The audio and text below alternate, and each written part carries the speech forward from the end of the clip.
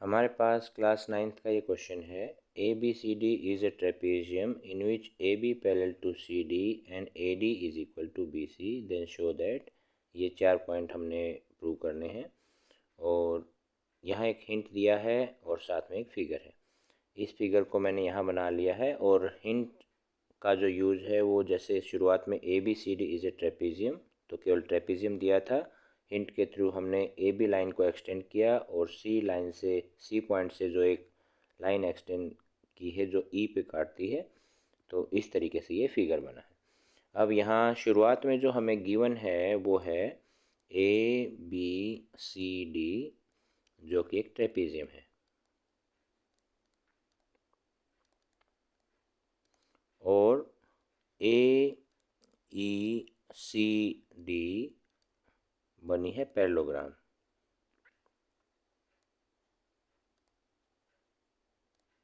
अब ये पैरेललोग्राम कैसे बनी है? ये बनी है इस कंस्ट्रक्शन के थ्रू। हमें गिवन था कि ए बी डी सी के पैरेलल है और कंस्ट्रक्शन में हमने जो किया है ए डी जो है उसके पैरेलल एक लाइन खींची है ई सी, और ये दिया हुआ है कि किसी भी क्वाड्रिलेटरल में अगर two pair of opposite sides are parallel then it is a parallelogram. तो यहाँ पे ये पेयर और ये पेयर ये दोनों पैरेलल हो गए हैं, तो ये एक पैरेललोग्राम भी बनी है। ठीक है, इससे आगे अब चलते हैं। यहाँ पे हमें गिवन था A D is equal to B C, question में ही गिवन है, तो यहाँ पे हम गिवन लिखते हैं। और क्या आता है हमारे पास? अब हमें मिला है A D is equal to E C. ये किस लिए हुआ? क्योंकि ये opposite sides of parallelogram, sides of parallelogram. ठीक है, इन दोनों से हम किस कंक्लूजन पे पहुंचे कि B C is equal to है ई सी के। इस पॉइंट पे हम यहाँ पे पहुंचे हैं। अब यहाँ से हम देखते हैं कि बी सी और ई सी इक्वल हैं, तो सी बी ई ट्रायंगल में जब ये दोनों साइड इक्वल हैं तो इनके अपोजिट एंगल भी इक्वल होंगे। मीन यहाँ से हम कंक्लूजन पे पहुँचे इन ट्रायंगल बी ई सी, इस ट्रायंगल में जब B C is equal to है ई सी के, तो हमें यहाँ से मिलेगा angle 2 is equal to angle 3। तो ये भी हमारे लिए एक बहुत काम का रिजल्ट रहेगा, angle 2 is equal to angle 3। अब देखते हैं, अब ए बी सी डी हमारे पास, ए ई सी डी हमारे पास एक पैरेललोग्राम है। In parallelogram A E C D, इस पैरेललोग्राम में हमें क्या मिलता है कि angle 1 plus angle 2 is equal to 180 degree. ठीक है, ये हमें यहाँ से मिला है। और अभी अभी ऊपर हमने देखा था angle 2 is equal to angle 3 है, तो हम यहाँ कर सकते हैं एंगल 1 प्लस 2 की जगह angle 3 is equal to 180 degree. हम इसको यहाँ पे नंबर 1 डाल देते हैं।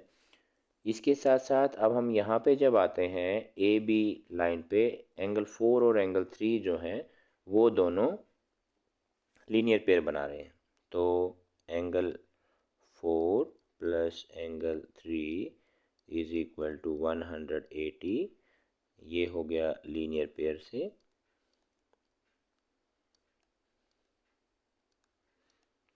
और इसको हम नाम दे देते हैं 2 का। तो यहाँ फर्स्ट और सेकंड से, from first and second, first और सेकंड से हमें क्या मिलता है? देखिए दोनों के सामने 180 है, तो ये दोनों इक्वेशंस इक्वल हो जाएंगी। Mean angle 1 plus angle 3 is equal to angle 4 plus angle 3। इनको हमने काटा तो यहाँ पे आया angle 1 is equal to angle 4। हमने एंगल 1 और 4 किसका नाम दिया था, angle A is equal to angle B. ये जो पोर्शन, ये जो पॉइंट था, ये हमने प्रूव करना था नंबर 1 पॉइंट के लिए। तो यहाँ पे 1 पॉइंट प्रूव हुआ, फर्स्ट वाला जो हमारे पास ऑप्शन दिया था। अब आगे हम सेकंड पॉइंट पे चलते हैं। अब हमारे पास प्रश्न है इसका second point, angle C is equal to angle D हमने प्रूव करना है, मीन 5 इज इक्वल टू 6। हम इसको इस तरीके से लेंगे। तो आइए इसको सीखते हैं। मैंने इस फिगर को फिर से आगे ले लिया है और ये हमारा ऊपर का पहले रिजल्ट आया था।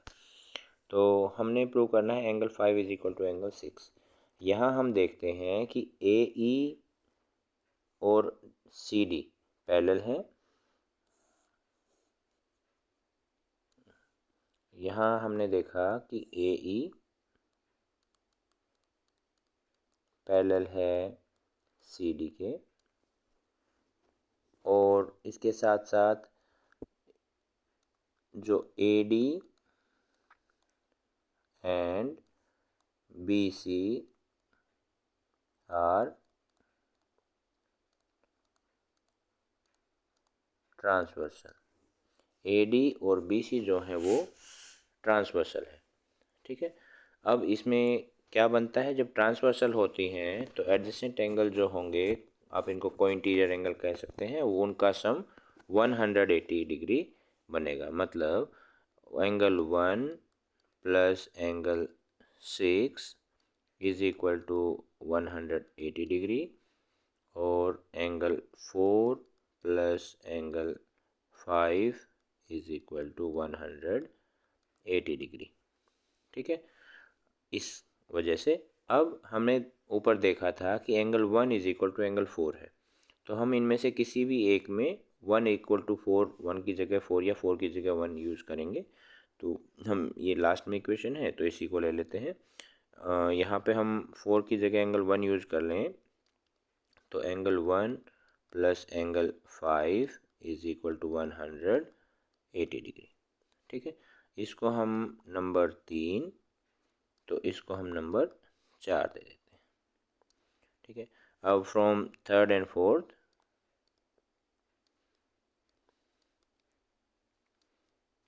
तीन और चार दोनों के इक्वल में 180 है, तो दोनों इक्वल हो गए। Angle 1 plus angle 6 is equal to angle 1 plus angle 5। और यहाँ हमने देखा कि एंगल 1 दोनों में है, तो एंगल 1 अब यहाँ हमें मिला angle 6 is equal to angle 5, जो कि है angle D is equal to angle C. ये हमने इसका सेकंड पॉइंट प्रूव करना था, ठीक है। ये हमारा सेकंड पॉइंट प्रूव हुआ। अब हम इसके थर्ड पॉइंट पे आते हैं। अब हम इसके थर्ड पॉइंट पे पहुंचते हैं। एक बार थर्ड पॉइंट को देखते हैं। थर्ड पॉइंट क्या था कि ट्रायंगल ए बी सी और ट्रायंगल बी ए डी जो है ये कॉन्ग्रुएंट प्रूव करनी है, ए बी सी और बी ए डी। आइए इसको समझते हैं किस तरीके से हम इनको कॉन्ग्रुएंट प्रूव करते हैं। ए बी सी और बी ओ डी को बी ए डी को पहले आइडेंटिफाई करते हैं कि ये हैं कहाँ पे। तो ए बी और सी तो यहाँ पे हैं, मैं इसको मार्क करता हूँ, ये ए बी और सी, ये हमारे पास एक ट्रायंगल हो गई। और दूसरी है B A D. B A D triangle जो हमारे पास बनेगी वो कौन सी आएगी, वो आएगी इस तरफ से।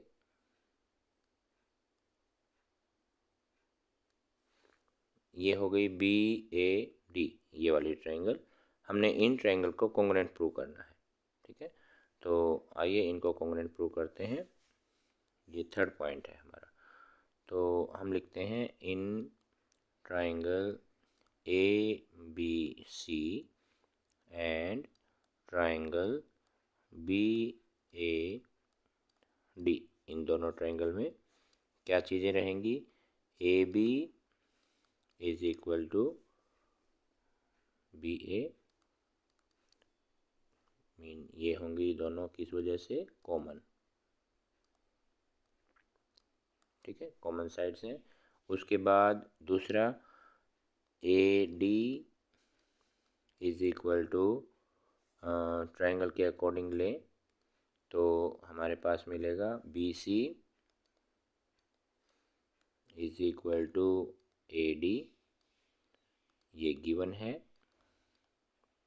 और तीसरा अभी अभी हमने ऊपर प्रूव किया था, angle 4 is equal to angle 1, या आप इसको कह सकते हैं angle B is equal to angle A, ये प्रूव्ड अबव।